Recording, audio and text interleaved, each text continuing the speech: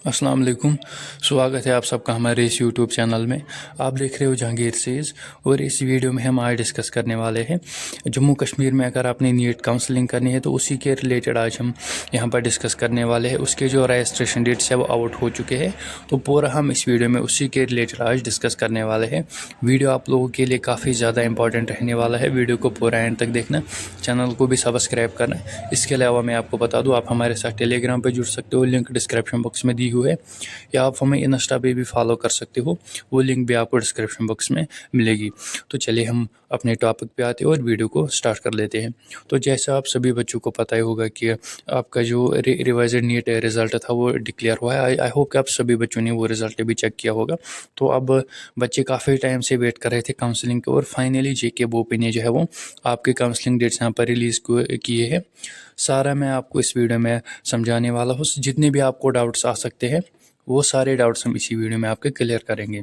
तो अगर हम यहाँ पर रजिस्ट्रेशन की बात करते हैं, तो जो आपकी रजिस्ट्रेशन स्टार्ट होगी वो 19 अगस्त से स्टार्ट होगी और 23 अगस्त तक ये जो काउंसलिंग है ये चलेगी। 23 अगस्त 12 बजे तक आपकी काउंसलिंग चलेगी। तो काउंसलिंग आपने कैसे करनी है और किन बच्चों को करनी है और डॉक्यूमेंट्स क्या आपको रिक्वायर होंगे। सबसे पहले अगर हम काउंसलिंग की बात करते हैं तो ये जो काउंसलिंग है आपकी ऑनलाइन ही रहेगी, यानी कि आपने ऑनलाइन रजिस्ट्रेशन करनी है। तो रजिस्ट्रेशन जो आपने करनी है 19 अगस्त से आप जो वो रजिस्ट्रेशन कर सकते हो, 23 अगस्त तक आपने रजिस्ट्रेशन करनी है। उसके बाद जैसे आप यहाँ पर रजिस्ट्रेशन कंप्लीट करोगे, आपने रजिस्ट्रेशन कंप्लीट की जिसका डेट मैंने आपको बताया 19 अगस्त से 30 अगस्त तक। रजिस्ट्रेशन के बाद आपने क्या करना है, आपने यहाँ पर रजिस्ट्रेशन कंप्लीट की, उसके बाद आपका प्रोविजनल लिस्ट आएगा। रजिस्ट्रेशन में क्या करना होता है, अपनी डिटेल्स वगैरह डॉक्यूमेंट्स वगैरह आपने अपलोड करने होते हैं। उसके बाद आपका प्रोविजनल लिस्ट आएगा।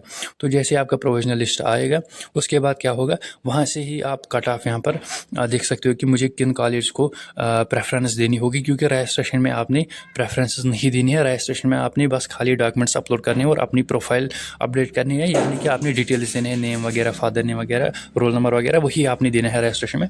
तो जैसे उसके बाद आपको 4-5 दिन के बाद आपका प्रोविजनल लिस्ट आएगा। प्रोविजनल लिस्ट के बाद आपको एक और मौका दिया जाएगा, तो वहाँ से आप फिर काउंसलिंग कर सकते हो। काउंसलिंग मतलब आपने कॉलेज को प्रेफरेंसेस देनी होती है। मुझे इस कॉलेज में जाना है, उसको मैं पहली प्रेफरेंस दूंगा। मुझे जीएमसी जम्मू में जाना, उसको मैं दूसरी प्रेफरेंस दूंगा। मुझे जीएमसी अनंतनाग में जाना, उसको मैं तीसरी प्रेफरेंस दूंगा। तो ऐसे आप फिर प्रेफरेंस दे सकते हो। वो अब अपना प्रोविजनल लिस्ट देख के प्रेफरेंस दे सकते हो। तो यहाँ तक आपके सारे डाउट्स क्लियर है। तो रजिस्ट्रेशन डेट्स भी हमने डिस्कस किया। जो आपका रजिस्ट्रेशन रहेगा वो ऑनलाइन ही रहेगा, यानी कि आपने घर में ही 19 अगस्त को यहाँ पर जेके बोपी की वेबसाइट पे लिंक एक्टिवेट होगी, उस लिंक पे आपने रजिस्ट्रेशन करनी है और वहाँ पर आपने डॉक्यूमेंट्स अपलोड करने हैं। डॉक्यूमेंट्स आपने कौन से अपलोड करने हैं, तो जो डॉक्यूमेंट्स आपने अपलोड करने हैं, सबसे पहले नीट यूजी का स्कोर कार्ड जो कि इसी साल का होना चाहिए। दूसरा 12th मार्क्स कार्ड आपने वहाँ पर अपलोड करना है। तीसरा डोमिसाइल सर्टिफिकेट, और अगर आप यूटी लद्दाख के स्टूडेंट हो तो आपको एसटी कैटेगरी भी एज है डोमिसाइल सर्टिफिकेट आप अपलोड कर सकते हो। उसके बाद कैटेगरी सर्टिफिकेट। तो ये जो कैटेगरी सर्टिफिकेट है, अगर आप जिस टाइम आपने एनटीए की वेबसाइट पे रजिस्ट्रेशन की थी उस टाइम पे आपने आरबीआई अपलोड नहीं की थी, या जेकेपीएम आपने अपलोड नहीं की होगी, या कोई और कैटेगरी भी आपने अपलोड नहीं की होगी, क्योंकि वो जो आरबीआई वगैरह होती है वो स्टेट की सर्टिफिकेट है, कैटेगरी सर्टिफिकेट है, ना कि सेंट्रल की। तो वो कैटेगरी आपने अब अपलोड करनी है। कोई भी कैटेगरी होगी, जो भी कैटेगरी आपके पास होगी वो आपने अपलोड इसी टाइम पे करना है। और दूसरा आपका डेट ऑफ बर्थ सर्टिफिकेट जो कि 10th लेवल पे मिलते हैं। यहाँ पर काफ़ी सारे बच्चे मिस्टेक करते हैं। वो ये जो डेट ऑफ बर्थ सर्टिफिकेट है, यहाँ पर 10th का मार्कशीट अपलोड करते हैं, जो कि गलत है। आपने date of birth certificate upload करनी है। तो ये सारे डॉक्यूमेंट्स आपने अपलोड करने हैं, और जो भी कैटेगरी आपके पास होगी तो वो आपने अपलोड करनी है। अब यहाँ हम देखते हैं कि किस बच्चे को कौन सा बच्चा यहाँ पर रजिस्ट्रेशन कर सकता है। तो जो ओपन मेरिट के स्टूडेंट्स हैं, अगर आपके पास JKPM है या CDP है या सपोर्ट्स है, EWS है, या आप सिंपल ओपन मेरिट से हो, तो आपको जो है वो अगर आपके स्कोर यहाँ पर 162 या 162 के अबोव बनते हैं तो वही स्टूडेंट यहाँ पर रजिस्ट्रेशन कर सकते हैं। यानी कि 162 के अबोव और 162 तक जो स्टूडेंट है वही यहाँ पर रजिस्ट्रेशन कर सकते हैं ओपन मेरिट में। अगर आप ओपन मेरिट से और अगर इन कैटेगरी में से आपकी कोई कैटेगरी है तो 162 तक आप रजिस्ट्रेशन कर सकते हो। अगर आप ओपन मेरिट से हो और आपके पास EWS है, PWD कैटेगरी है, तो 144 तक जो स्टूडेंट्स है वो रजिस्ट्रेशन कर सकते हैं। उसके बाद अगर आपके पास SC है या ST1 है, ST2 है या OBC है या ALC है या RBA है, तो अगर आपकी पॉइंट्स यहाँ पर 127 तक है तो रजिस्ट्रेशन कर सकते हो।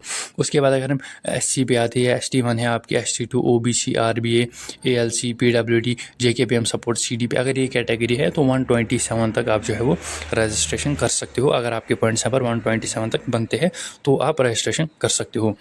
ये जो जितने भी इस नोटिफिकेशन में इंपॉर्टेंट पॉइंट्स थे मैंने आपके साथ डिस्कस किए हैं। आई होप कि ये सारे पॉइंट्स आप लोगों के लिए काफ़ी ज़्यादा इंपॉर्टेंट रहेंगे। और डॉक्यूमेंट्स को आप स्क्रीनशॉट भी ले सकते हो, आपके स्क्रीन पे भी है, तो इनको आप स्क्रीनशॉट ले सकते हो, अपने पास रख सकते हो। और स्कोर को भी आप यहाँ पर स्क्रीनशॉट ले सकते हो और बाद में फिर आप जो है वो अपने पास से रख सकते हो, क्योंकि बाद में फिर बच्चे भूल भी जाते हैं, तो ये आप अपने पास भी रख सकते हो। इस वीडियो को आगे भी फॉरवर्ड करना, आगे भी शेयर करना। अगर वीडियो अच्छा लगा तो इसे लाइक भी करना, क्योंकि जो जैसे आप लाइक करते हो, सब्सक्राइब करते हो, इससे हमें मोटिवेशन मिलती है। तो आप जो है वो वीडियो को आगे भी शेयर करना। मिलते हैं किसी अगले वीडियो में किसी नए टॉपिक के साथ। तब तक के लिए अपना बहुत सारा ख्याल रखेगा। Thank you.